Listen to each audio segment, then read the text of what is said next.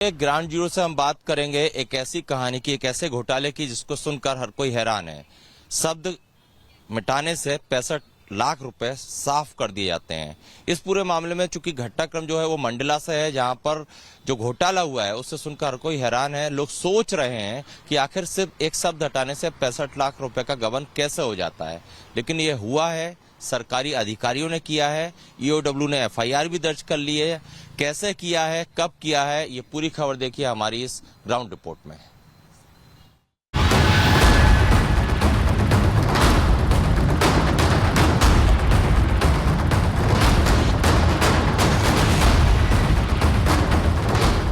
भारतीय दर्शन में कहा जाता है कि शब्द हमेशा ब्रह्मांड में गूंजते रहते हैं।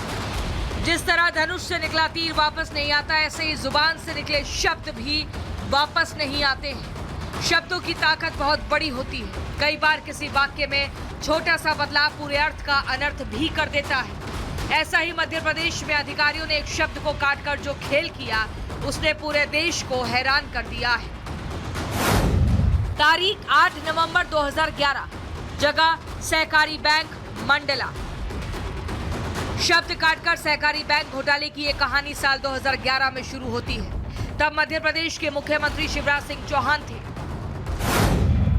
दरअसल 8 नवंबर 2011 को जिला सहकारी केंद्रीय बैंक मंडला के ऋण उप समिति की बैठक हुई थी। इस बैठक में अल्प बचत साख सहकारी समिति पर 38 लाख रुपए का पुराना बकाया होने के कारण उसके नए ऋण आवेदन को अस्वीकृत कर दिया गया था। लेकिन लोन अस्वीकृति की ये मोहर ही घोटाले का कारण बन गई।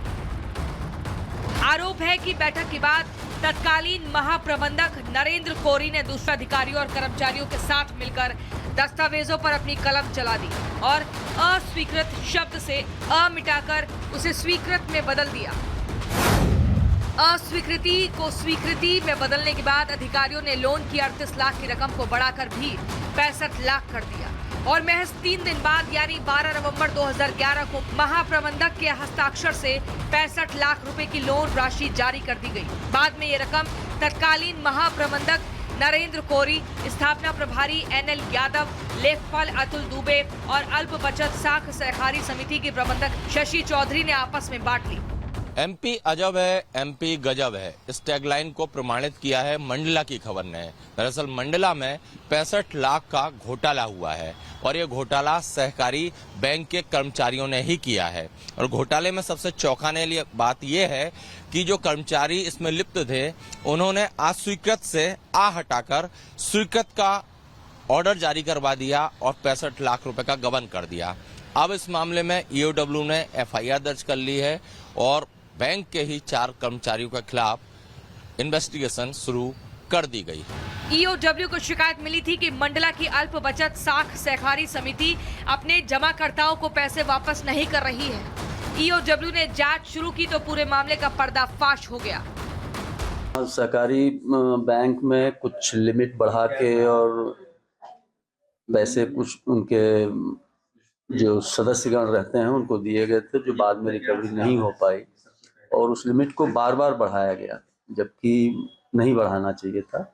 जांच यहाँ से हुई थी और ईओडब्ल्यू को पत्र लिखा गया था, जिसके आधार पर उन्होंने प्रकरण पंजीबद्ध किया है। इसमें अल्प बचत शाखा की एक मैडम हैं और कोऑपरेटिव बैंक के जो महाप्रबंधक को आरोपी बनाया गया है।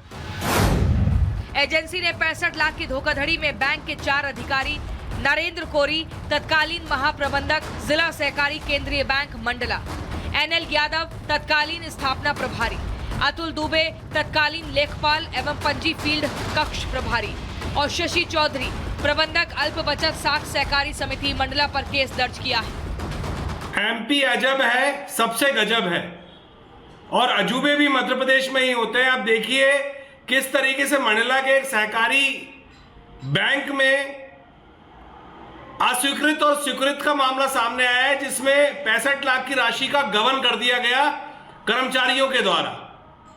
बात तो सामने आ गई, लेकिन आप सोचिए किस तरीके से स्वीकृत अस्वीकृत का आ हटाकर स्वीकृत कराकर 65 लाख का गबन कर दिया गया।